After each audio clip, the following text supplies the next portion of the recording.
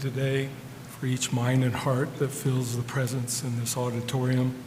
Only you truly know what we are setting out to accomplish this evening, so we ask for your strength and guidance to keep us focused and allow us to reach the end goal. Bless this meeting today, all those present, as well as our students and staff here at Franklin Community Schools. In Jesus' name we pray, amen. Okay, with that, we'll call the meeting to order and start with our recognitions.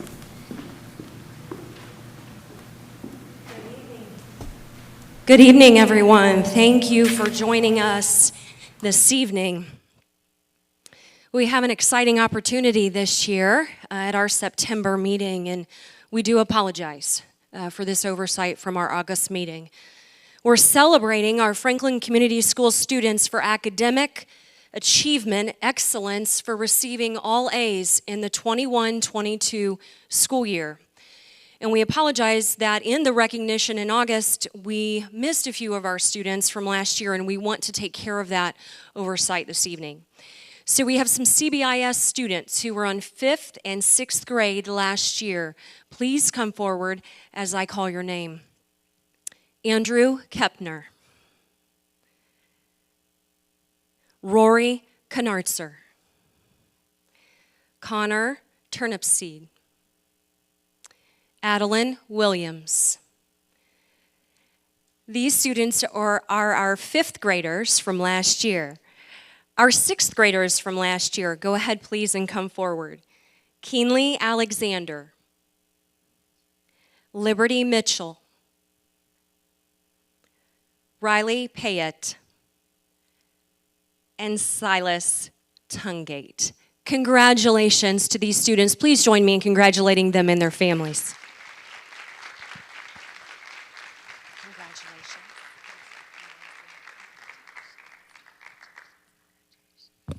I echo Dr. Warland. We do apologize for the error that we made, but we are celebrating you tonight. And then tomorrow at 11 o'clock, Mrs. Betts and I will be traveling to CBIS and the middle school to take one large group picture to get everybody in there. So tonight, we want you to introduce yourselves, anybody that came with you to tonight's meeting. My name is Riley Payette. I'm here with my mom, my uncle, my brother, and my grandma. My name is Rory Knartzer, and I'm here with my parents, Megan Knartzer and Kurt Knartzer. My name is Andrew Kepner, and I came with my mom, my stepdad, and my brother and my sister. My name is Adeline Williams, and I came with my mom and dad and my little sister. My name is Connor Turnipseed, and I came here with my mom. Congratulations again to all of you.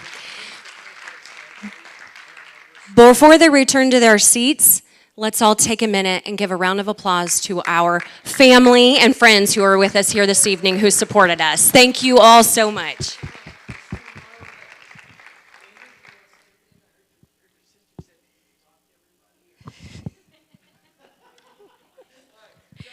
Congratulations, great job.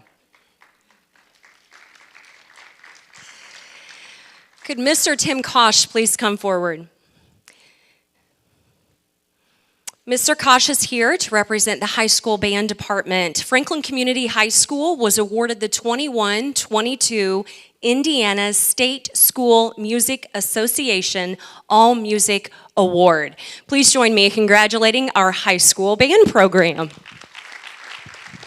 Thank you very much. This is our 11th award. We survived COVID pretty well.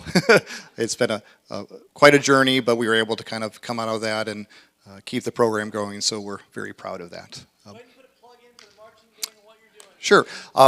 We're starting our season. We had our first competition at Brownsburg this past weekend. Our marching band show is called The Name is Bond. It's a James Bond thriller. So we hope you're able to come out to maybe a home football game or a competition and see that. Thank you. Thank you so much. Well done. Thanks.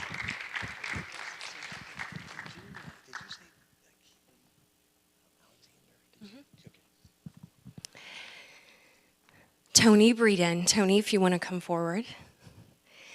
We would like to recognize Tony for her years of service as our Executive Director of the Franklin Education Connection. She's been serving in this role since 2017.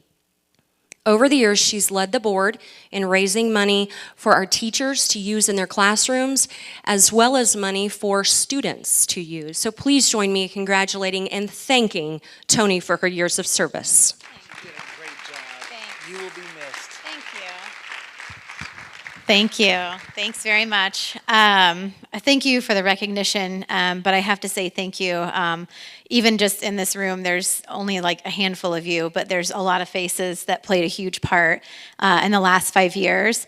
So FCS administration, building principals, everyone on the FEC board of directors, all the people in the schools, the staff, the faculty that helped just make the 5 years of my role just that much easier. It was awesome to work with all of you, and just it really felt like a partnership. So thank you for your support. Thank you so much, Tony, and thank all of you for your partnership and support. Craig Harvey. Mr. Craig Harvey is our 22-23 Teacher of the Year, and he was placed in the top 25 at the state level. Please join us in congratulating him for a great job. Well done, Mr. Harvey.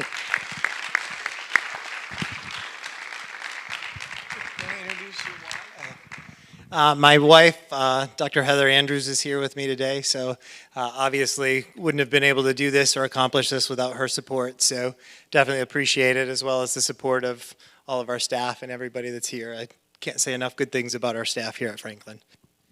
Well, Craig, you are definitely number one in our eyes. We have so many outstanding teachers, and you exemplify everything that a teacher should be. You give many hours of overtime, and I know in the room we have teachers, and you all do the same thing. And we just wanted to say thank you. The state missed a great chance to recognize an outstanding teacher. So tonight we just want to say thank you, and we recognize all of your accomplishments, and you have saved a lot of kids, and that's the best thing that we can all hope for. And so thank you very much for doing that. Yeah.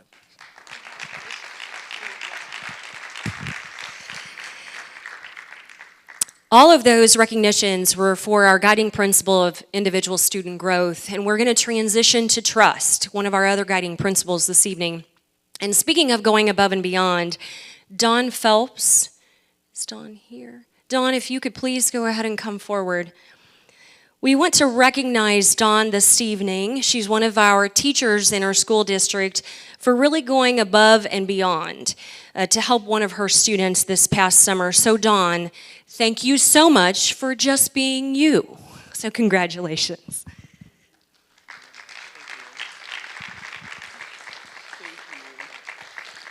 I'll give the mic here to Dawn in a second, but what she did, she flew down to Orlando to a club wrestling event on her own time to support this student that she supports during the school year.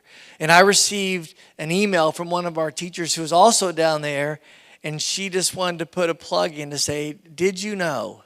And this is the type of thing that teachers do that people don't get to see a lot of, because it's not during the school day or the school year. But Dawn, thank you for helping the Disney Duels. Thank you for taking some time out of your family time to go down and support one of your students to do really well. Thank you. My family is back there with me because they thought it was a bigger deal than I did. I do want to say, more than me, the young man you see up there has overcome more than I ever have had to. So while I appreciate your thank you, I really kind of want to throw it out to him because he just reached out and took the hand that was offered to him. So thanks. Thank you very much.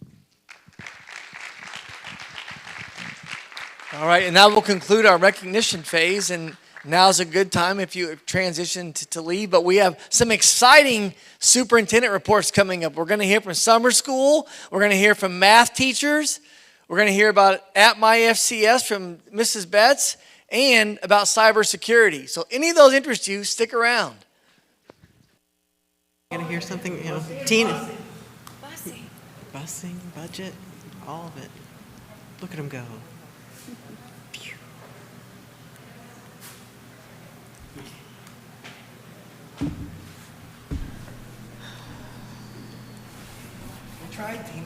stay. Start holding the recognition in the last part of the Oh agenda. my gosh, I think we would have an uproar if we did that, a riot on our hands. Okay, so with that, we will move on to the business portion of the meeting, and we're going to start with the consent agenda. Do we have any public comments? No, seeing none. Do we have any comments from the board or the administration? I have two highlights, or actually thank yous. Rhoda Herron is a bus driver that traveled many miles out in Union Township and inside the city of Franklin, and unfortunately she's had to retire. And so we just want to say thank you for her many years. If you were one of her students, you know that she always smiled and greeted you and made you feel special. So we want to say thank you to Rhoda. And also Troy Meadows, a gentleman who took care of a lot of the athletic fields, both here when this was the high school and up at the high school now. Troy was a real instrumental part of making sure that we put our best foot forward to give our students a great learning environment and an athletic field. He's also retiring. Friday was his last day.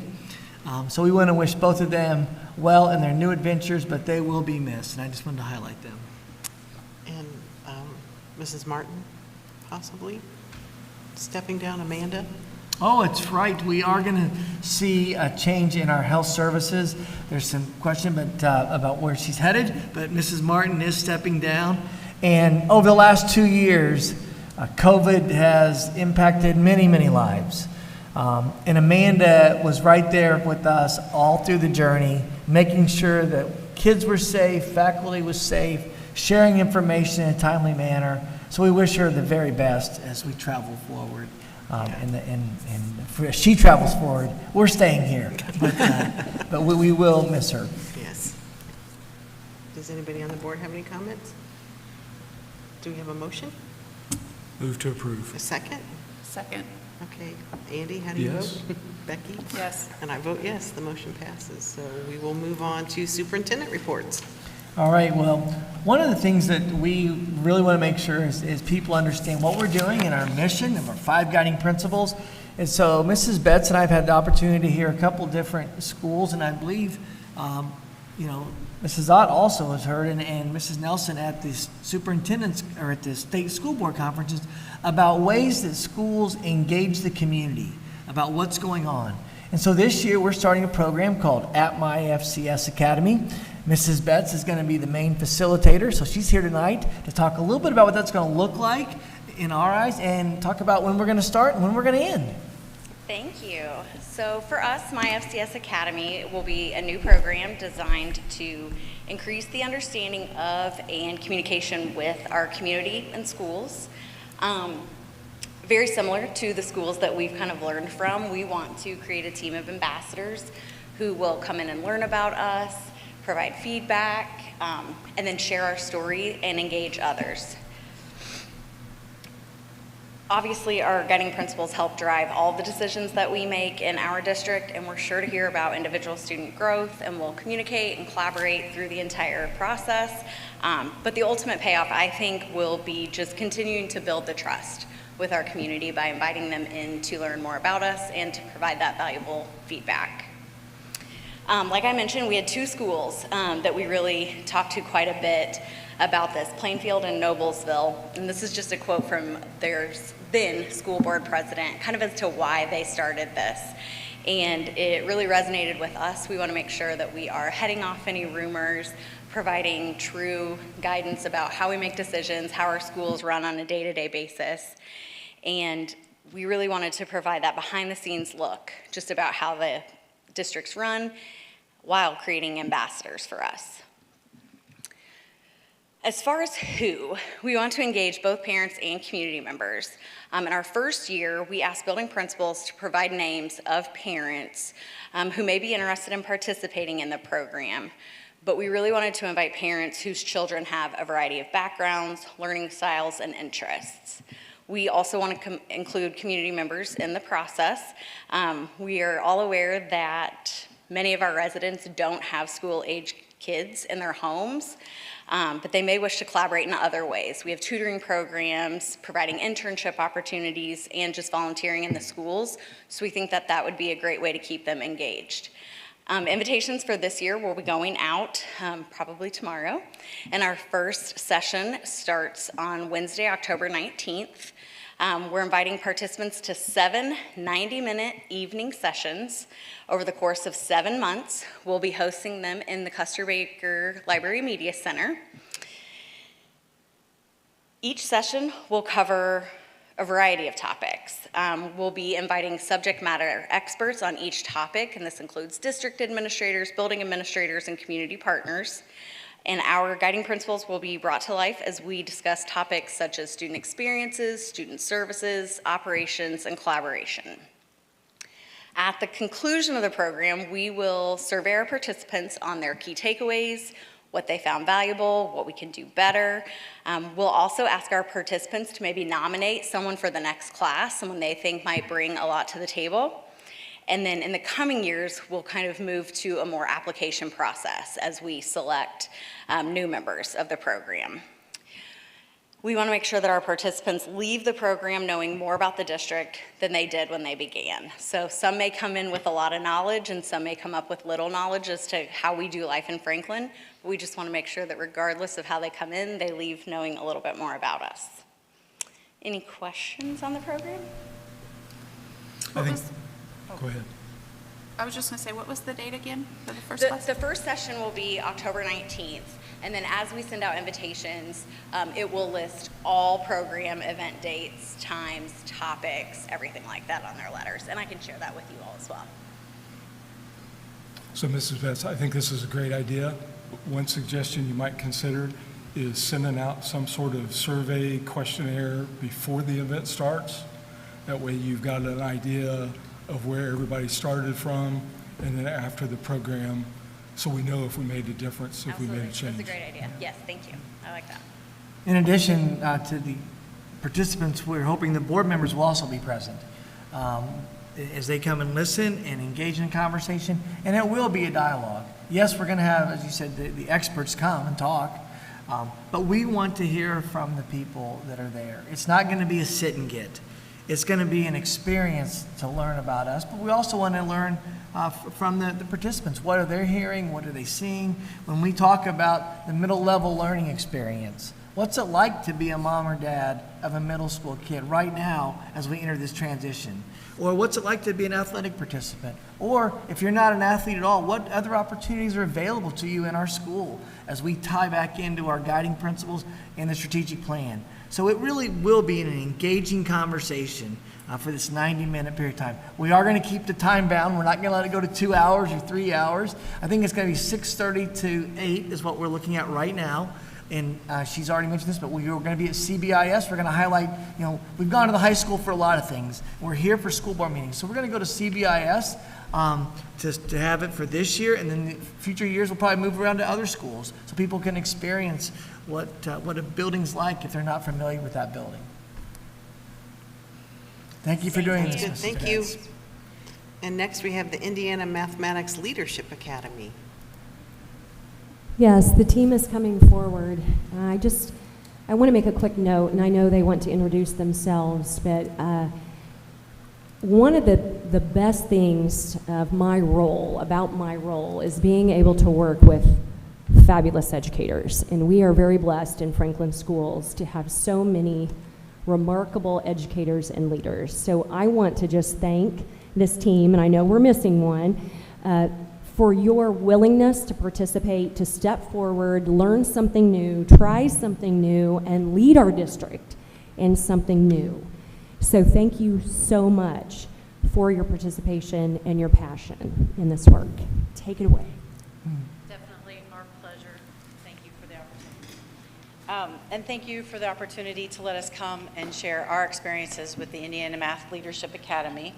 The three of us and Mandy Ramey were all very excited when our application was accepted and we were able to join the cohort of dedicated experts and educators across Indiana and even nationally. My name is Melissa McCain, and I'm honored to be an instructional coach at the high school. And I'm Katie Sinzinger. I'm the instructional coach here at the middle school. I'm Amanda Ray. I teach math 5th grade at Custer Baker, and then Mandy Ramey also teaches 5th grade math at Custer Baker, and she attended with us. So a brief history of kind of what led us to IMLA. It all started with our textbook adoption that we had for math last year. We had a bunch of teachers all really excited about one book, and we received some ratings on that book from IMLA, and it said that it only had 1 star. So we were all confused, like all of these math teachers really liked this book, we were all for it, but it had such a low rating. So that led us to Keep Indiana Learning and reaching out to their staff and trying to figure out, well, why was the rating system this way? Why did it lead us to that? So Keep Indiana Learning helped us understand a change in pedagogy that actually started back in 2010 when many states were adopting more rigorous standards based on Common Core and college career readiness standards, which almost immediately affected our standardized testing. The problem was there weren't the supports to help create the changes needed in instruction to meet those rigorous changes in testing and assessments and curriculum. So we all kind of saw a big drop, not just in Indiana, but nationwide as the result. So the result was the plummeting scores. So the National Council of Teaching Mathematics, or NCTM, published this book, Principles to Action, with 8 teaching practices to help educators teaching mathematics to teach it in the best way possible. They're research-based, but this book is very principle-oriented. It doesn't really get into the nitty-gritty of what this looks like in everyday life. So 3 years later, they published 3 other books called Taking Action, and they're grade level specific. It's K through 5, 6 through 8, and 9 through 12, and they really take those 8 practices and break them down. They give examples in actual classrooms with dialogue that teachers can read through and actually see those principles in action. So last spring when we were looking at our textbooks, a representative from Keep Indiana Learning actually came and kind of talked to us, middle school, high school, and Custer Baker, and it was amazing. I could have listened to her for days. And so I got online and looked, and they had this Leadership Academy, which we were able to go listen to them for days. 3 days this summer, we were able to spend in Indianapolis at this Indiana Math Leadership Academy where they were sharing great instructional practices, the nitty-gritty, as what, like we were just talking about, of what teachers can do. So we've learned there's been a shift in our instruction, like there needs to be a shift in instruction, and it has to do with what students are learning and what they're understanding. So one point they brought out over those 3 days that really stood out to all of us was when we're talking about good readers, we expect students to read accurately, fluently, and to understand what they're reading. That's the same thing for math, except that we typically focus on the accuracy and fluency, and we leave out that comprehension piece and how important that comprehension piece is for math, and we need to bring that back in. Another idea or a shift that they really brought in was these 3 islands that we have of mathematics teaching. A lot of times when kids are in elementary school, they see that concrete thinking with blocks and models, and then they move into more representations with graphs and charts and number lines, and then we push them into middle and high school where they just see the abstract, the more algebraic thought. But really, the shift we need to move to is having all of those islands connect and really building bridges for kids so they can interact between all 3 islands no matter what level that they're at. And that also moved into another shift, which was our levels of inquiry.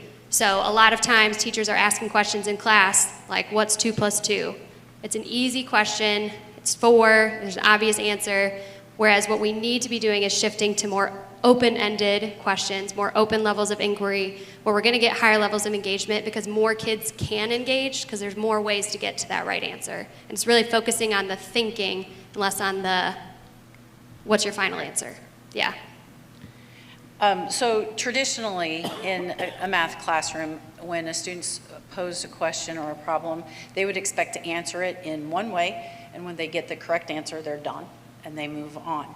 The shift really switches that up a little bit. So once again, traditionally in elementary classrooms, you'll usually get students who will answer the questions with either a model, maybe using cubes or something, or pictures. And when they move on to secondary learners, you'll generally get equations with maybe a few times words. But the shift kind of switches us to looking at it that those different solution possibilities should not only be available in all areas of learning, but it should be a requirement that they're able to do it in multiple ways. So just because they can get the right answer on an equation doesn't mean they're done. Can they show what that equation represents using images and models and pictures? And context was a big one. I can't tell you how many times they would put up a word problem and they'd have us look at it and then they'd start stripping it down, and everybody's trying to think of the answer to it when actually what you should be asking is, why are 3 people eating 56 watermelons to begin with?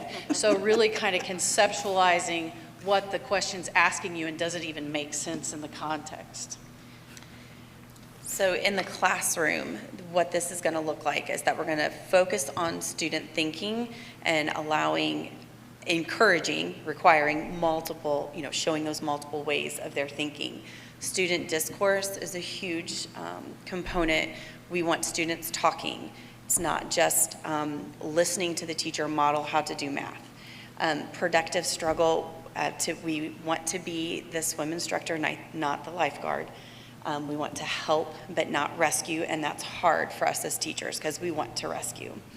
And the low floor, high ceiling activities where a lot of students, regardless of their math level, a lot of students can come in on the problem and solve the problem in multiple different ways, which encourages the engagement and the student discourse. So while we were there, we were able to be supported by curriculum experts in helping us develop a vision and a goal. And I know the 4 of us did not take this task lightly. We had a whole team of everybody over there going, now what do you think about this, and how can you help us rearrange that, and what's most important here?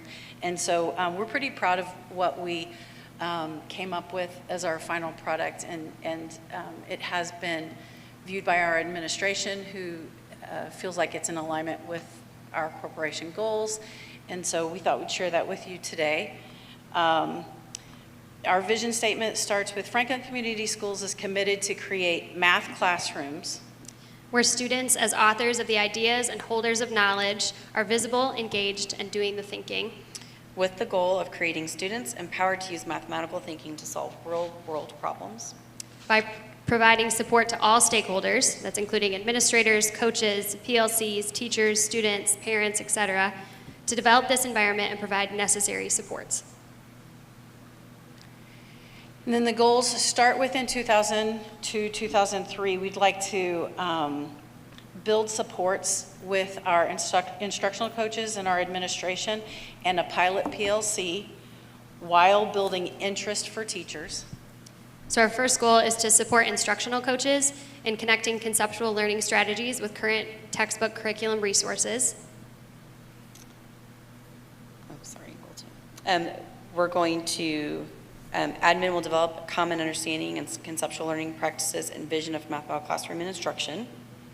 And then our third goal is having a pilot PLC. This is happening right now at the intermediate school, led by Amanda and Mandy, who's not here today. They'll identify or develop at least one conceptual understanding lesson for each unit with a focus on medium to high priority standards. These lessons and experiences will be used to promote throughout, or as a promotion throughout the district in order to increase teacher interest and promote attendance at the 2023 IMLA conference. So all 3 of those goals are already in action with steps being taken to make sure we're successful. As we lead into our 2023-24 goal, which is increased implementation of shifts in instruction across FCS, through the teacher leaders, instructional coaches, and admin who will then have gained an understanding of what it means to teach and lead conceptually. any questions about our time at IMLA? I don't have any questions, but just thank you so much for putting the time into that. I think this is going to be great for kids in math, all levels. I think if it's implemented well, we'll have some really good math kids out there. Thank you. So, again, what Mrs. Ott said, great job. Thank you for putting in the time. Can you also, let's put it on the plan to come back in the early 24 and tell us how the first year went. Give us an update on the program, what lessons learned you guys came, what you heard from the conference, what really worked when you put it into practice, and then, what changes are you going to make going forward? Good job. And then I have a question. By adding these extra steps and allowing kids to have different processes and getting to the answer, do you foresee this taking longer per lesson, that you might not be able to make it through all of the curriculum that you're required to get through? That is a great question. It's also a question that the teachers that we've already kind of shared the pedagogy with are asking.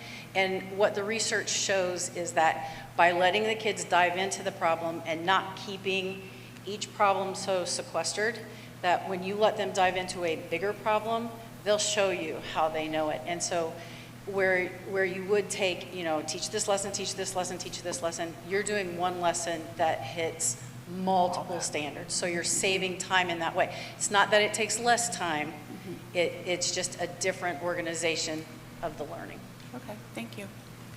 And we're also focusing too, one thing through IMLA, focusing on those high priority standards. They showed us the Keep Indiana Learning document about, what are those high priority things? And we're gonna really focus on those because the medium and low priority, like Melissa was saying, fall underneath it. And so if you, really hone in on that, you should catch all of it. Thank you all so much. What they didn't mention, and yes, I know, Cheryl's like, those are some of my teachers up there. They are also attending additional sessions throughout the year, so it is a year-long commitment.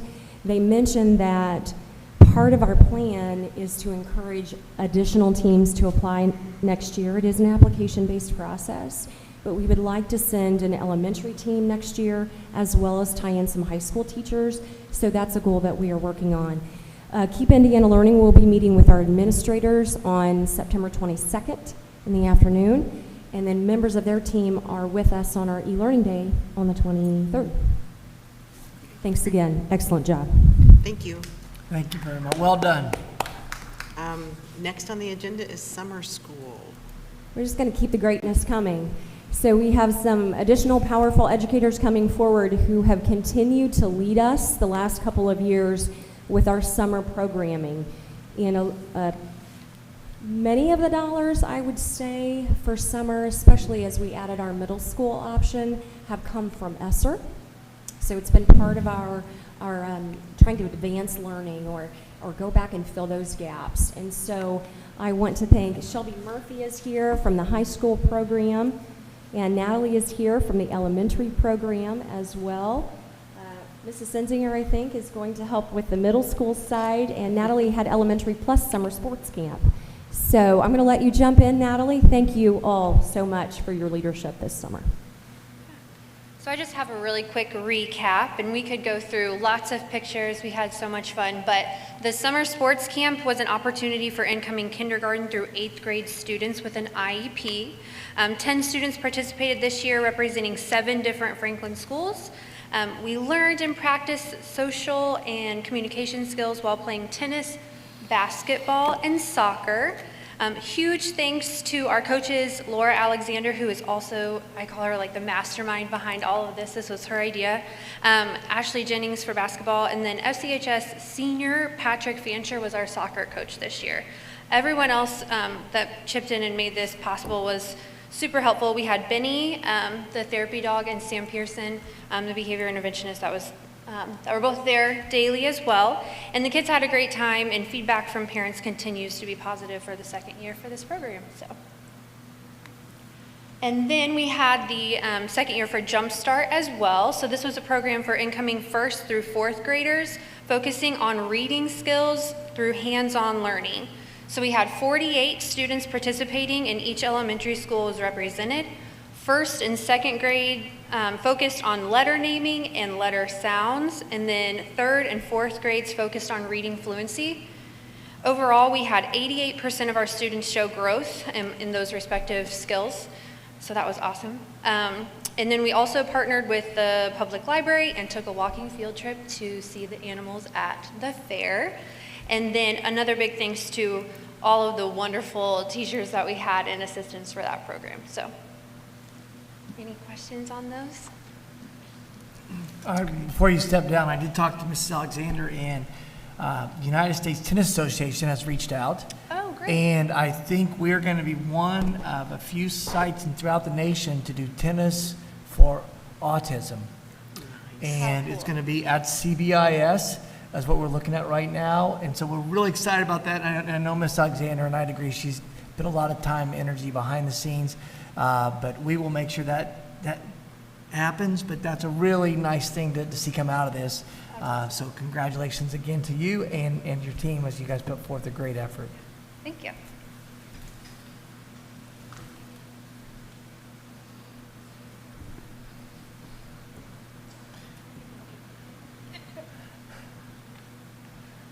So this year at the middle school was our second year with our Jumpstart program, and we've really been focusing in on science. So last year we had everything involving water, and this year it was everything in motion. Really the brains behind the operation is Donna Fair. She's a science teacher here at the middle school. She created the curriculum, planned out all the lessons. She was assisted by Maddie Taylor as another teacher in the room, and then Cheryl Cohn was a teaching assistant there to help with any student needs. And we actually had several high school volunteers come down and help us as well. So we had the focus on everything in motion. It was really looking at Newton's 3 laws, as well as each day the students either use the engineered design process or the scientific method in order to solve a problem. So the first day they looked at what goes up must come down. So they created their own roller coasters, and they had marbles where they were shooting through the roller coasters. This one on the picture is voted our best coaster. The second day, we had balloon cars. This day was a little bit of a struggle because the students really learned what it was to see failure. We had a lot of struggle with this day, trying to use CDs as their wheels. They weren't turning because they had too much tape, and so they really got to learn about friction, and a lot of productive struggle on that day. The third day, we looked at balloon races. So they were really looking at the idea of rockets. So they raced balloons across an entire classroom, as well as got to see them go up into the air, hit the ceiling, and they had a lot of fun with that, using balloons and straws. The next day, we looked at solar sails. So they got to see kind of things that are happening right now with the solar industry, whether public or private, and they got to use solar sails and fly those across the classroom. On the next slide, I believe we have some data on this one, where they got to see, based on the mass and how far they traveled, kind of which one was which. They did get to name their own, so we had some silly names too. The next week, we looked at a ball launcher challenge. So they were kind of looking at the idea of the lever, and that because they use simple machines each day, and so kind of looking at those different things. And got to launch balls and kind of see how far they went. On day 6, we looked at swinging, and they had a pendulum. They actually, before we came over from Northwood, because they ate breakfast over there, got to sample swings and see it in real life, and then come over and kind of play around with their pendulum and get to track those. On day 7, this was one of their favorites. They did Bungee Barbie. So they looked at Barbies as well as different action figures. They launched them off stairwells and got to see based on how many rubber bands and how far it traveled. And each day the students made a poster. We had them all up in the hallways throughout upstairs here, where they documented their question, they documented the work they did, what conclusion they came up with, and different things they found. Here we saw some speeds. I believe it's their average speed based on number of rubber bands, the mass. They were able to calculate that as well. On day 8, they did the chairlift challenge. So they had to try to get a ball lifted up onto their chair. This day was also another big struggle for the kids, but lots of different manipulatives they got to work with. They got to sample different things, find what was successful, and try again when they found something not to be successful. Day 9, they were moving electrons, looking at magnets, and finding which items kind of moved those paper clips farther and just what was more successful. On day 10, this was another favorite of the students, was the JunkBot robots. We even had some Sesame Street characters appear this day. They had a small motor inside of a cup, and then there were Sharpies on the bottom, so they got to see it move around and actually create artwork with their JunkBot that they created. So they loved that one. On day 11, they did a seed dispersal, so they got to see some actual seeds and which seeds got to stick to different things and what characteristics those seeds had, and then create their own seed that they had to get to stick to a wool glove and then go through an entire obstacle course without the seed falling off, because they wanted that seed to be able to travel and get to a good location. Day 12 was the Rube Goldberg Day, so that's kind of like one action, has a new action, has a new action, has a new action. So they got to kind of move marbles throughout their ramps and see it go through different tunnels. They got to bring back their roller coaster items if they wanted to, and just try out some different things with that. So that was really what was happening upstairs with our science program. These were some favorite lessons of the kids. By the end of the week, most of the kids could identify the end of the 3 weeks, most of the kids were able to identify all of Newton's 3 laws and talk about kind of what they appreciated and what they liked. We also had students outside working with 913 Sports. This is the bike program we also did last year. They have a location where they have a bike building lab, but they come to us with a mobile lab. It is just a big trailer. It parks right outside. And if you go to the next slide, inside the trailer, there's 6 different stations, so we can do 6 kids at a time. We had 6 throughout the summer and then actually got to do 6 more this fall. After school, they get to build their own bikes. They at first just learn about how to take different pieces off a bike, and then they actually get a box of parts. They put on all the tires, they put on the chains, the pedals, they get to fix the brakes, get those all attached. They learn rules of the road. They get to go on an actual bike ride with the staff from 913 Sports. They usually go downtown and get some ice cream. They get water bottles, a kickstand that they have to put on themselves, helmets, and really just get to learn a lot from the 913 Sports staff. So that's a picture of our fall kiddos in that last one too. Do you guys have any questions? Thank you. Thanks. Thank you, Katie. Really quickly, I want to mention and thank Duke Energy helped support our bike program this year with a grant that we received, and so I want to make sure that we recognize them for their partnership. Thank you so much. I am Shelby Murphy from the high school. So just a quick recap on Franklin High School Summer School. We have a number of programs that run at the high school all simultaneously. By some of our fantastic teachers, including the supervised agricultural experience. The students complete a project with the agriculture teachers and gain credits in that way. We have the summer band program, which has 2 sessions that allow kids to get some good experience in marching band as well as a credit towards their diploma. Franklin Academy ran their summer school again this year for both credit recovery and for students who could not fit certain classes into their schedule. We had the summer econ program for the same credit recovery and adding it into their schedule. We had special services summer school and the extended school year summer school, which began with COVID credit recovery. Those 2 programs have an asterisk on them. They did have transportation provided to them, as the students in there were identified through failing grades due to either the COVID pandemic or inability to get those credits for other circumstances. For those 2 programs, we had about 89 students enrolled, and of those 89, about 71 of them used that transportation. So around 80% would not have benefited from this program without those resources. We did serve 250 total students, but awarded 284 credits throughout all of the different programs. One of the things that's been a great benefit is that we were able to build some relationships, the teachers, with students, especially those who are in the credit recovery programs that we would not have necessarily touched base with. One of our teachers, Nate Johnson, is an English 9 and 10 teacher, and he had many students coming to him that he saw either in his classroom previously or in his classroom this year that he now has a relationship with to be able to build off of and to try to get them through this next year. I've also been able to identify and meet a couple of kids that I had not known in the past. And I am proud to say there are many kids that came last year who avoided me successfully this year and did not come back for credit recovery. So we're very proud of the kids that found some success here and the teachers who did a great job in supporting them. Do you have any questions? Great job. Thank you. Excellent work. Thank you all so very much.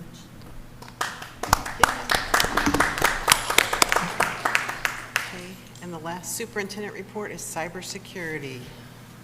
Mr. Sprout, those three previous presentations had some really nice pictures, and Yeah. I didn't see that. This one does not. This one's more of the mundane, right? So I don't get to live up to that task. I apologize about that. Cybersecurity, the last time I was able to make a presentation was in January. And one of the components that we've learned since January is that this is a major issue across the nation, across the world. You'll notice the top 5 characteristics of cyber attacks, most namely the top 3 have to do with what users know. It isn't until you get to number 4 and 5 that it has to do with the technology. So that was important because 85% of organizations over the next 12 months will have an incident of some sort. That includes, as you can see there, the military, the supply chain, but most notable are the last 2. Last week, Los Angeles Unified School with 600,000 students was attacked. Last month, Elwood School District was also a victim of attack. Obviously, the importance here is these cyber attackers are wanting the funds, are wanting the data. You have graciously allowed us over the last few months to take steps forward. We have done a network audit, both internal and external. We've done ransomware training. Everybody was appreciative of the opportunity to do additional training on that. We talked about passwords to passphrases. We did 2-factor authentication. One of the important things that we had not implemented until now was offsite backup. When we did offsite backup, our data was at the high school and we always backed up to the middle school. We owned it. And cybersecurity, obviously, distance is going to become a factor, and you guys have graciously allowed us to back that up offsite. Managed detection response, endpoint and network. We have 2 components to that to ensure that our devices stay safe, as does our network. One process that we got to insert here, thankfully to Purdue, I'm sorry, Dr. Clendening, Purdue, they did an internal audit for us, and see, there you go, I appreciate that. They did an internal audit for us and the city. Due to the collaboration, they came in, they audited our network in addition to the city. What's also beneficial to that is they provided the professional development for our staff. What we've learned, it's never ending.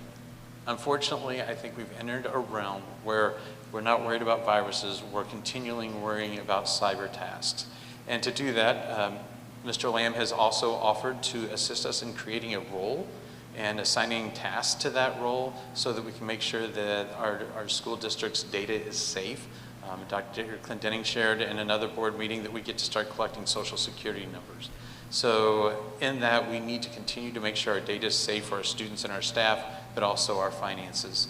We'll continue to do tests. We've learned a lot from that. You know, it's always what strongest chain has its weakest link. I've said that time and time again, and it's always addressing our weakest link. Where do we need to improve? We're also going to evaluate our vendors.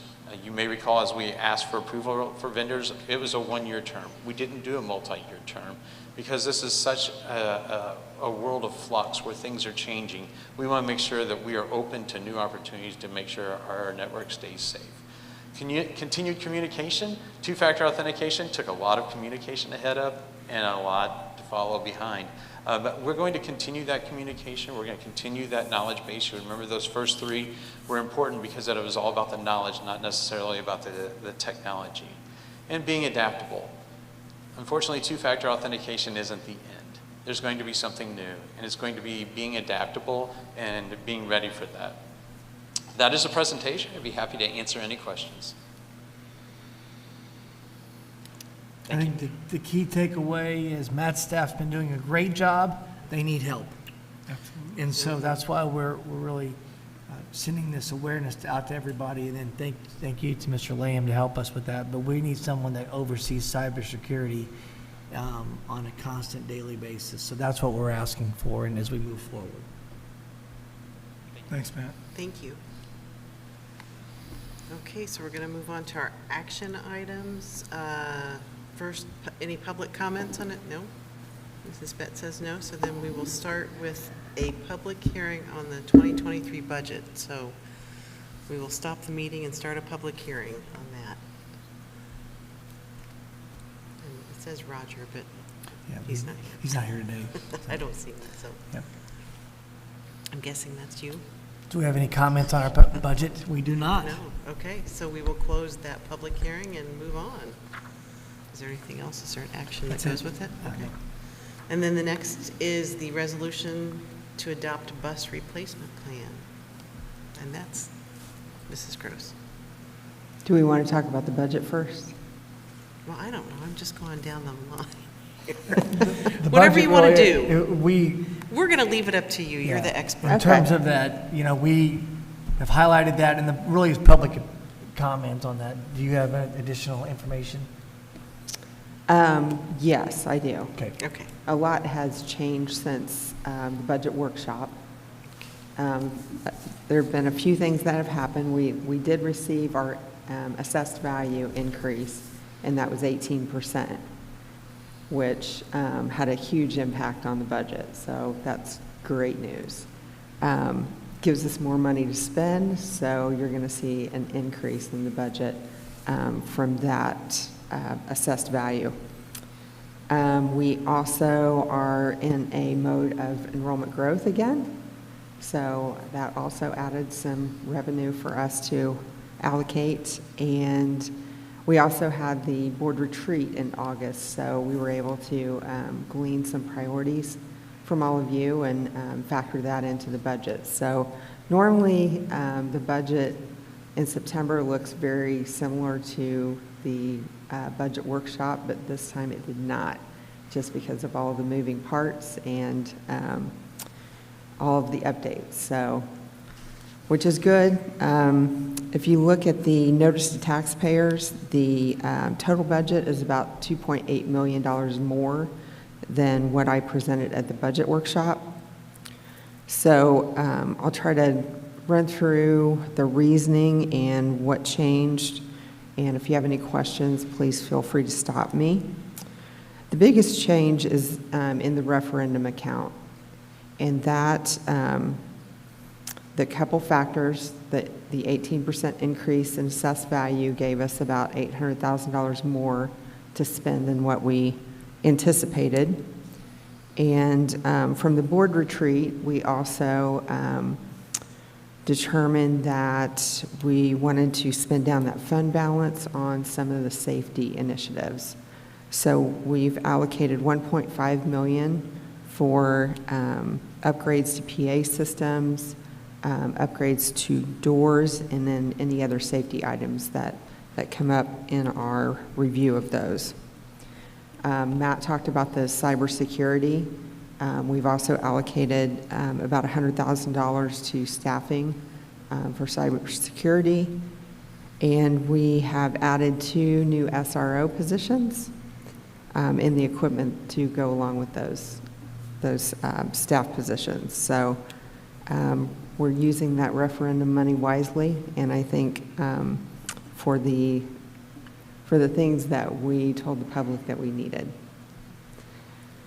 You'll also, let's see, the referendum fund, we are requesting 31 cents, and that's because we always ask for a high rate in anticipation for a crazy assessed value like what happened this year.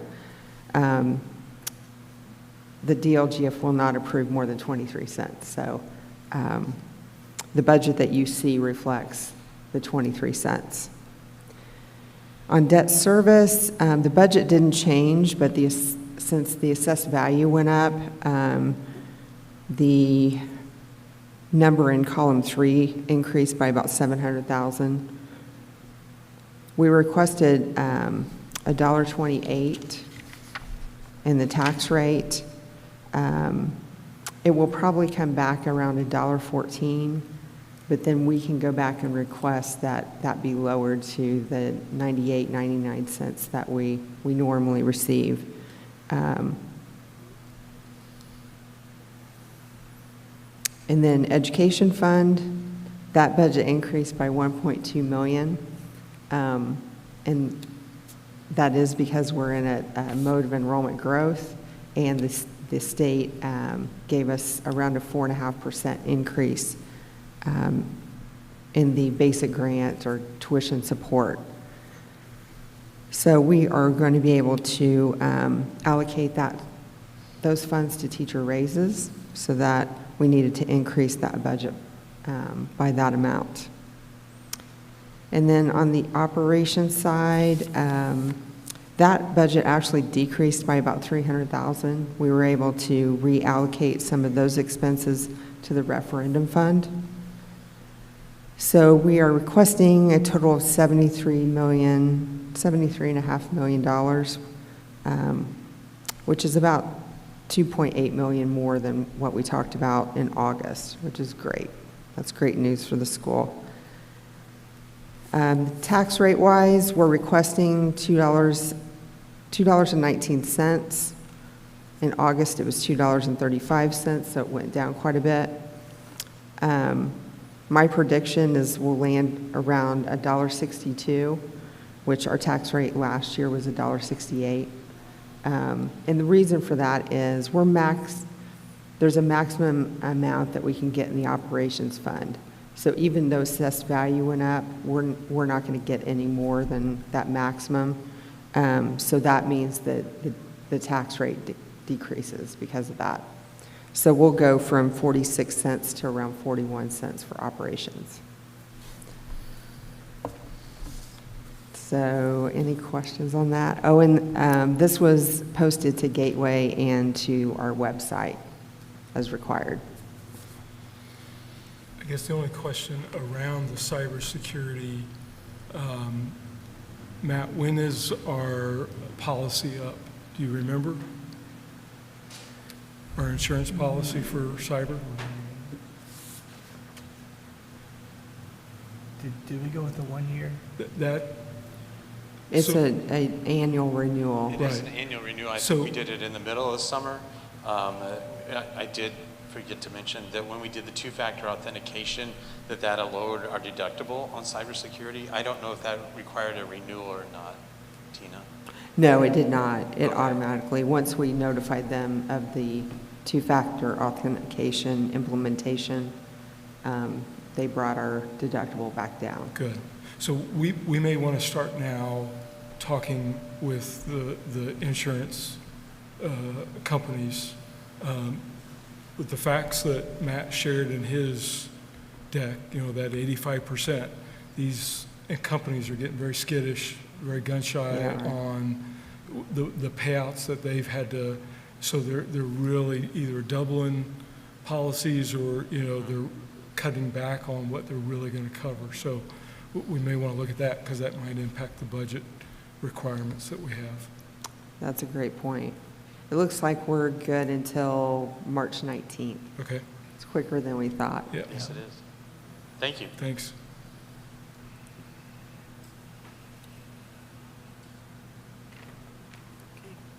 Okay, well, we will adopt in October and then submit that in Gateway. We'll be ready to go for 23. Good. Thank you. The moment we've all been waiting for. Bus. Everybody's on pins and needles on the next one. I was so excited. Bus replacement. So you have our bus replacement plan and a resolution to adopt that plan. As you know, we entered into an agreement to lease to own 15 buses. We've started paying for those buses. Our payments started in June. We haven't received those, but we hope to by the end of the year. So The bus replacement plan reflects that. We have 5 years of paying around $380,000, and then in '27, that will be paid off. So I'm requesting that the board sign off on our bus replacement plan, and if anything changes, we can always amend, and I can talk about it even more. Do we have any questions? Do I have a motion for that? Move to approve. A second? I'll second. Okay, Andy? I approve. Becky? Yes. And I vote yes, that passes. Thank you. And we're going to move on to the resolution to adopt capital projects. Yes, so we are, along with the rest of the budget process, we are required to submit a plan for any equipment purchases greater than $5,000. Normally, if it's over $5,000, we're using GO bonds or grant money for those. So this only reflects those purchases within the operating budget. So the items that Matt has identified is firewall for $135,000, and then several line items for wireless internet upgrades at the high school, Northwood and Creekside. Okay. Any questions? Do I have a motion? Move for approval. Second? I second. Andy, how do you vote? Yes. Becky? Yes. And I vote yes, so that passes as well. Thank you. And then we have the policy second reading. Second reading, nothing has changed since the first reading for all of the policies that are posted, and I would ask for your approval at this time. You have a motion? Move to approve. Second? Second. Andy, how do you vote? Yes. Becky? Yes. And I vote yes, so those pass. Great, so we move on to the discussion items, and the first one being the Endress and Hauser International Student Trip. This one is slightly more exciting than bus replacement. Part of our strategic plan calls for us to extend our borders from just Franklin schools out. We have a partnership with Coogee, and Mr. Huddleston is here. He's been working with us to get a trip to Rheinach, Switzerland, for our students that would emulate the Coogee trip. So we would take a group of 8th graders through 11th graders over to Europe. They would experience kind of that career pathway, what it's like to be at a facility that also has a facility here in Franklin Greenwood area, and that's with Endress Hauser. And so tonight we're just sharing information that really is preliminary. FEC is a sponsor, as well as Endress Hauser, obviously. And next month, what we're going to be doing is ask for approval for the trip. We hope to have some more details. Just like in the Coogee, we are going to ask for some sponsorships from some corporations, as well as the students will be required to pay. One of the differences that I would say at this trip versus a Coogee trip, in Coogee, we know that the kids are going to live with their host families. Today, as we talk about the trip to Europe, Switzerland and Germany, that's still in question. If they're going to be with host families or if they're going to be in a hotel with the chaperones. Obviously, I think in talking to Mr. Huddleston and myself and Mrs. Oddie, we would love to see the kids with their peers living in host families. But it's a little bit different than when they come here from Coogee. So we're still working on some of those details. Endress Hauser did support it in a recent meeting. FEC met a few weeks ago and also supported this. And so now it's coming to the board for discussion and any questions. And then next month I'll be coming back with a full presentation of the detailed application timelines and how we were going to select students. And the trip is planned for the spring of this school year. So we really would like to see the kids have that experience. Unfortunately, Coogee is still out. Right now, the Japanese government is telling us that we still can't travel abroad with those students yet, but that is still on our radar as well. So this helps us check a box and really provide opportunities for kids that they wouldn't have. So we're looking forward to that experience. So tonight, I'm here just introducing it. Also to say thank you to FEC and Mr. Huddleston for kind of helping spearhead this conversation and moving forward. Amanda Parkhurst is another one that's a key player, and she's a parent at Webb Elementary, and we are looking forward to those conversations and that connection as we move forward. How many students are going to be able to go? We have probably about 10 or 11. Is that what you're thinking, Mr. Huddleston, as well? And then we talked about that. That's what we took for Coogee. Obviously, cost is going to be one thing. On the chaperone side, we'll have representatives from the school. I believe we're also going to talk to the city about partnering with us and seeing if they have a desire to go as well, like we were going to do with the Coogee experience. So we'll definitely have adult chaperones that will be traveling.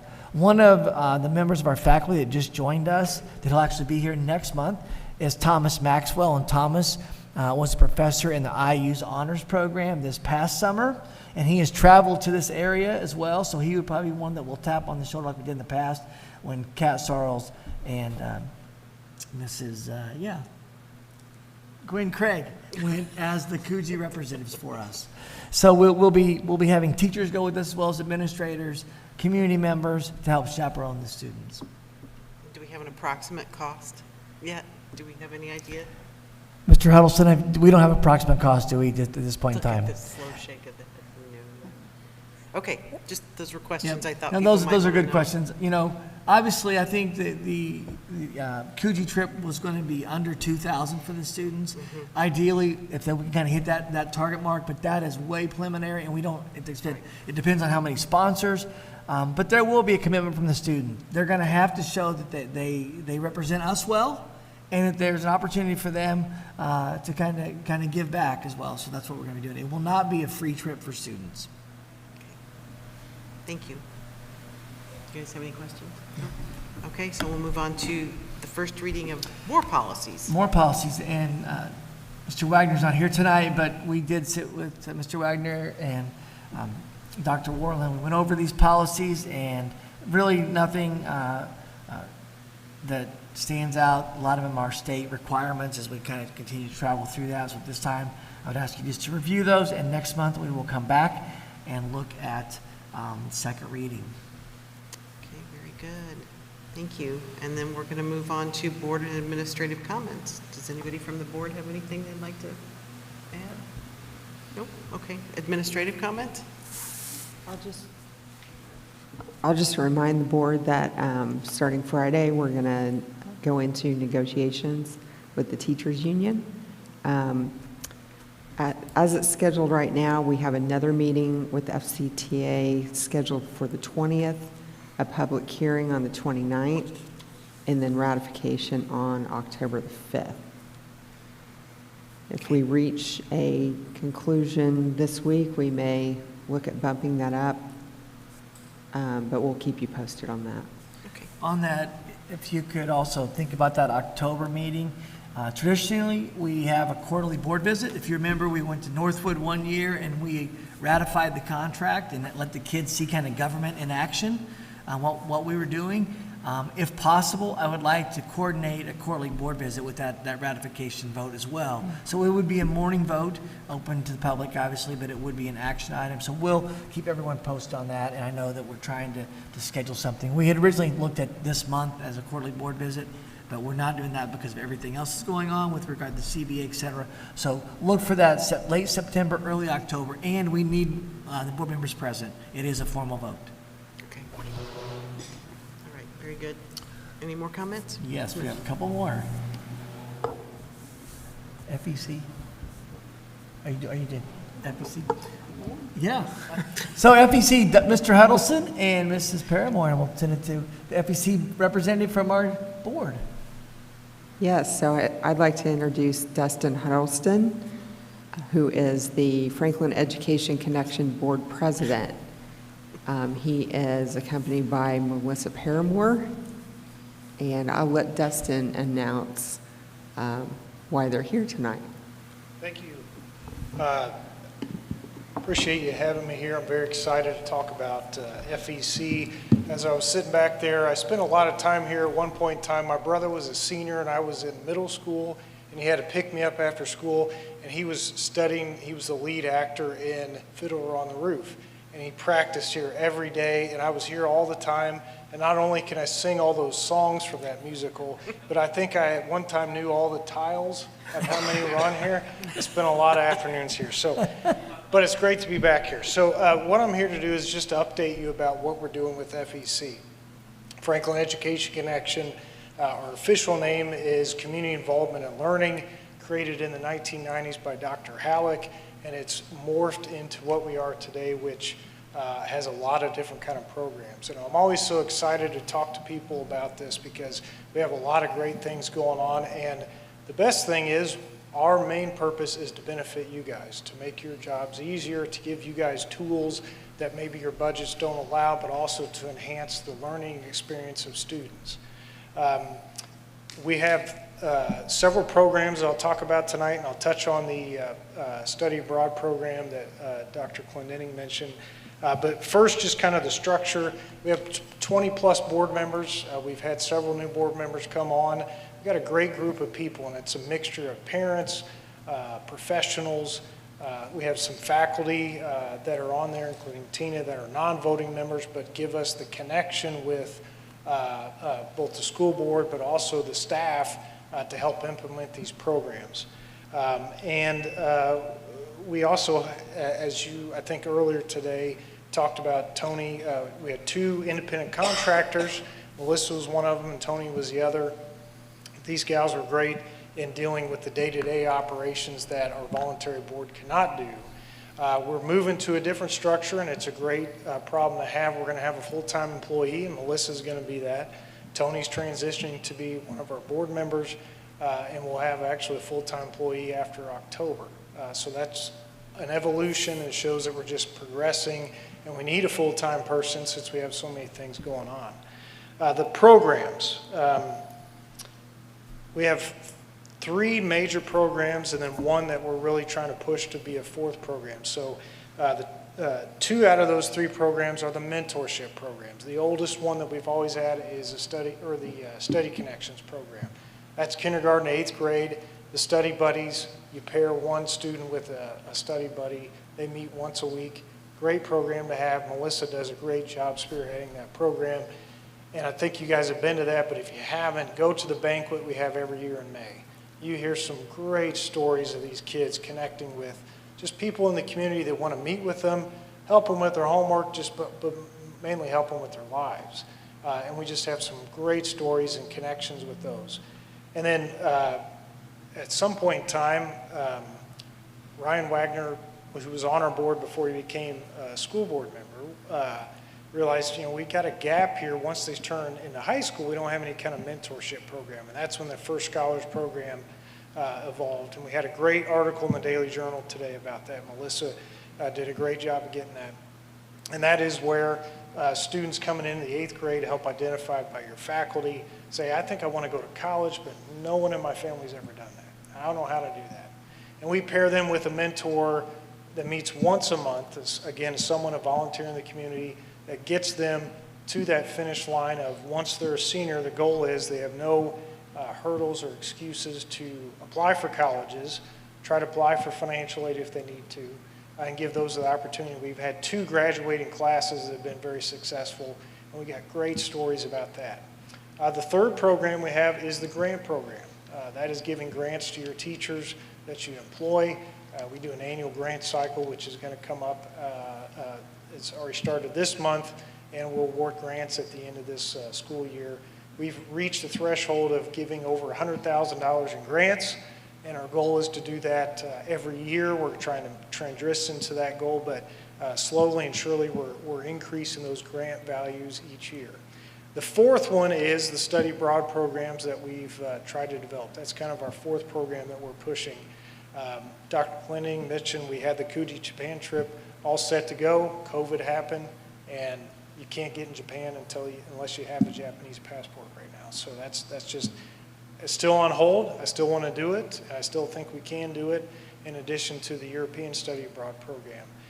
Independent of those 2 programs, we've started a fund that issues grants to students who want to study abroad in any kind of independent program. The IU's Honors program, we have a fund that's set up there to assist them. But the European Study Abroad program, I'm very excited about that. Enders Hauser's always been a huge supporter of FEC. They're one of the first ones that have always given us funds. They started out giving those restricted funds, but I think they've trusted enough. Now they're unrestricted, and they've given us at least $10,000 every year. And we approached them with this idea since they have really a backbone, a roadmap in Europe. They have the home base there in Switzerland, and then they have production houses in each European countries. So it's just an idea to use their footprint in Europe to give an opportunity for our students. And even though they're not based in Franklin and they give money to every other education foundation in the county, we were the only ones asking them for this kind of program, and they've accepted that and are going to really help us shepherd our way through there. So we're really excited about that. We're trying to raise at least $30,000 or $35,000 to fund that program. We think that'd be a comfortable pot of money for the students to use, but also, like Dr. Glenn said, to work to help fund their trip themselves. We've grown over the past several years. We've had started an endowment. We've had partnerships with the City of Franklin, Discover Downtown Franklin, Franklin Parks and Rec. We have events throughout the year. We have a 5K, trivia nights throughout the year. We have our Bunko event, which is very popular. That's this Wednesday at the Elks. We have our Barn Dance, which is our biggest annual fundraiser, the Study Connection Banquet, and we had a bike event this past spring. So we're just very excited to help you guys. We have a good group of people. I'm happy to answer any questions. Melissa's here to answer any questions. Did I forget anything? Okay. Could you give the date for the barn dance? Just Yes. so everybody can get that on their calendars? Yes. Please. It's It's a fun night. Yes, November 18th.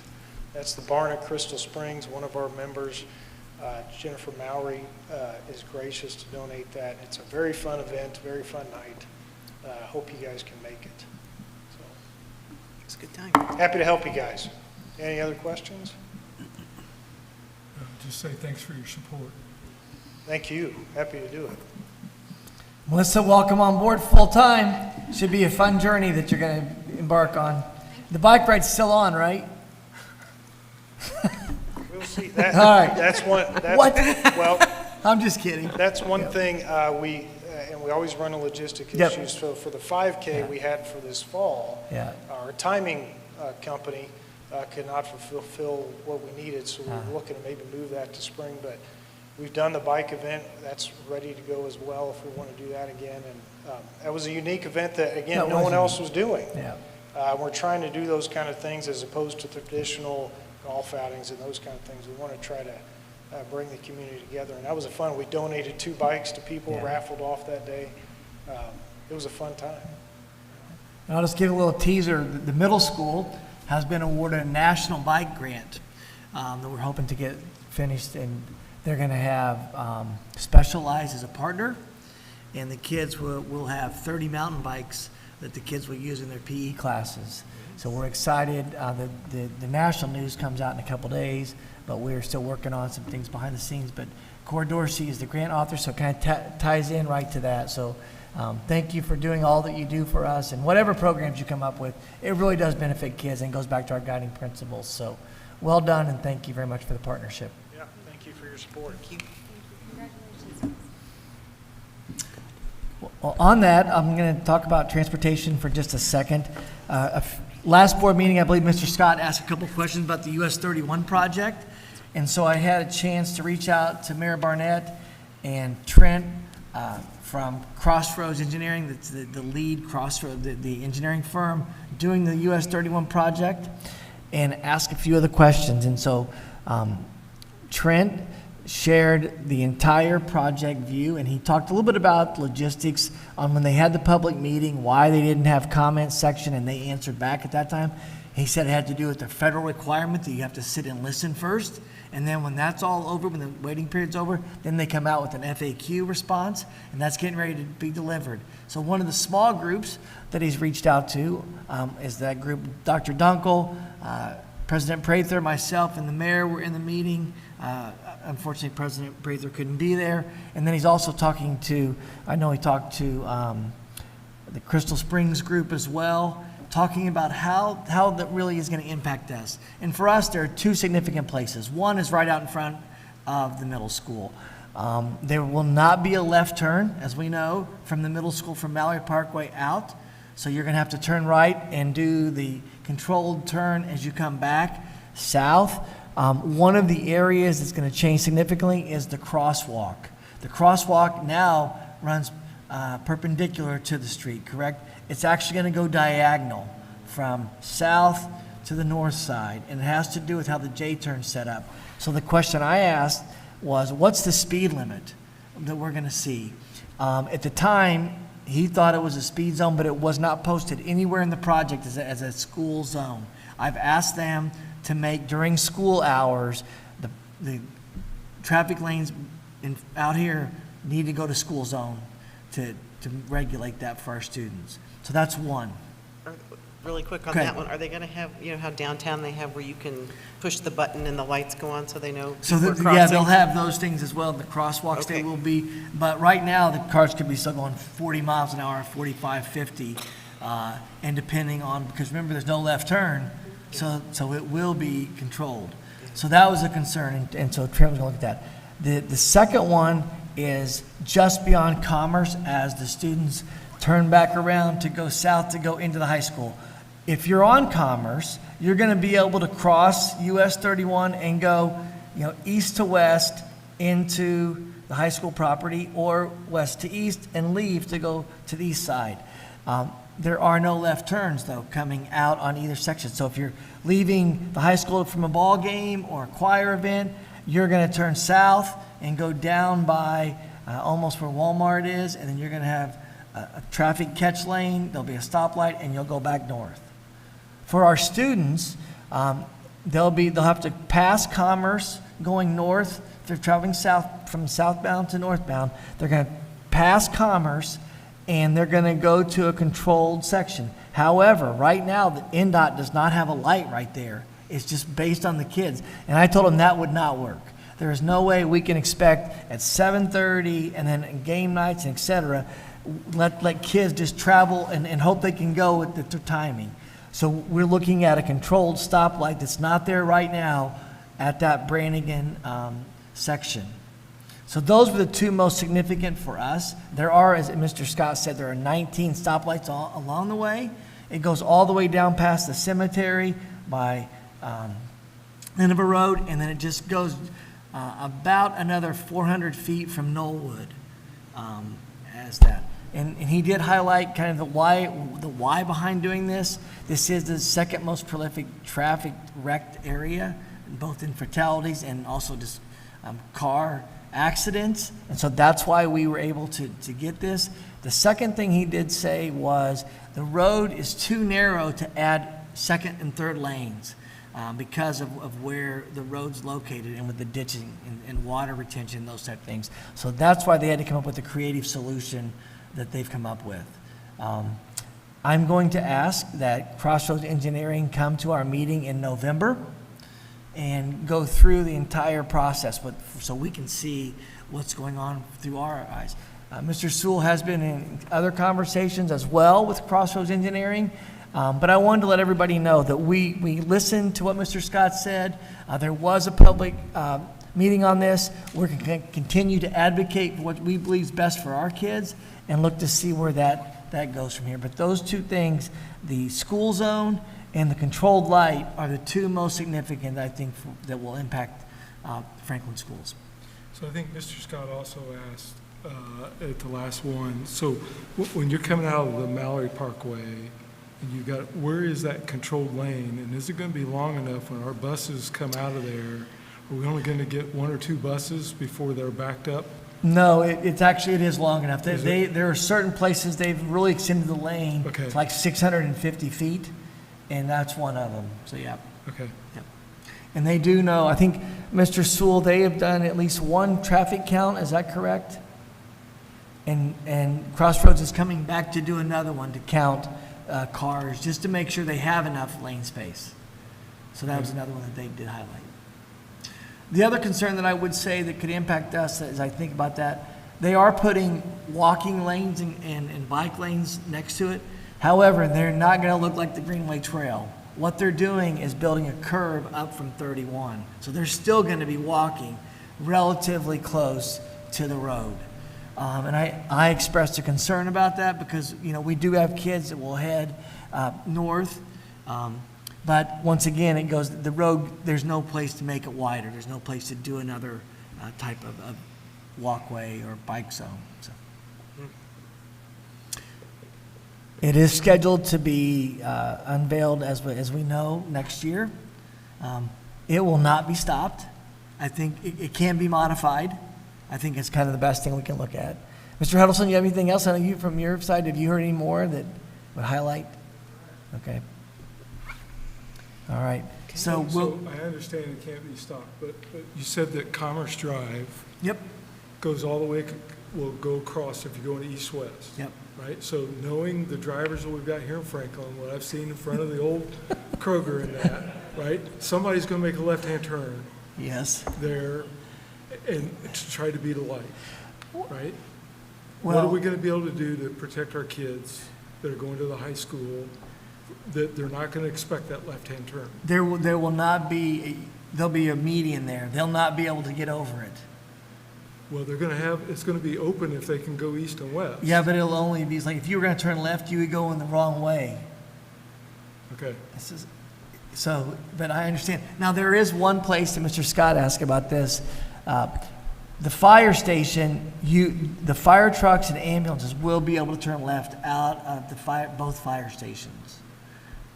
Even though it'll look like a grass median area, underneath will be a concrete.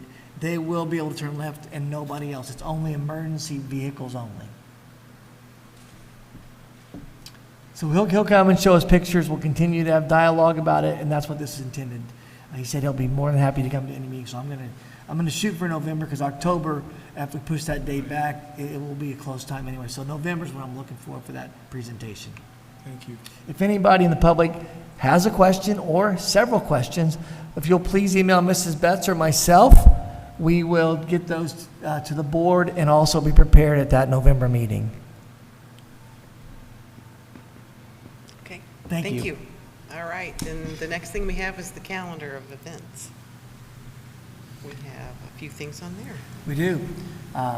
Coffee with the Superintendent is coming up on September the 21st. In addition, for Webb and Needham, I think both principals are still here in the back. They have their first ever joint coffee coming up, I think this Friday. Is that correct, gentlemen? And it's at 8 o'clock at Main and Madison, so come and hear what they're doing in their schools. We also have the 23rd, with Dr. Orland mentioned recently. And then we have our safety meetings at each school coming up. You know, in the past, we've had conversations in large group about safety or different things. This year, we're making it more intimate, if you will, more personal to the schools. So each principal will be hosting a parent safety meeting. We'll get those out. The high school is going to do something unique. They're going to create a roundtable dialogue, and they're going to send a video out to share with parents as we continue to think about the best way to talk about safety. We know safety is a huge concern. People want to know what we're doing. You heard Mrs. Gross talk about spending $1.5 million in door locks and different things that we're doing to keep our kids safe. But we know there's a lot of questions that parents have. So we're going to answer those in safety meetings. The first one coming up is tomorrow night at Union Elementary, and it's immediately following the PTO meeting, which will be around 6:30-ish. Is that right? I see Mrs. Smith shaking her head. So that's for union parents, but obviously anyone's welcome to come and listen and hear about safety. And then next week, I know we have Mr. Zook, his team coming up. Dr. Hayden's towards the end of the month. Mr. Perley, yours is the 22nd. And then we're still waiting to hear from Northwood. We're waiting for Northwood's, correct? Mrs. Moran, when is yours? Okay. And then high school, middle school also. We're going to try to get all of them finished before we go to fall break, because we know that parents want to know these things. So parents, if you have any questions, please feel free to come to those, but also get them to us, and we'll answer those. But it is a way to interact with the principal, and we'll have a representative from the board, hopefully at each of those meetings, and then someone that will be from the administration team as well to answer the questions that may come up. Mrs. Betts said they'll be emailed the specific dates in the morning. Thank you very much. All right. Okay, is that all? ISBA Fall Conference. Just want to make sure everybody has a chance. If you want to go, let us know. I think we have both of you signed up. Mrs. Ott, you are the delegate to go, and then we'll make travel arrangements on how it's going to go. I think Dr. Warren's going to go as well, and we'll go from there. All right. All right, thanks, everyone. All right, thank you. With that, we will adjourn. Thank you all for coming.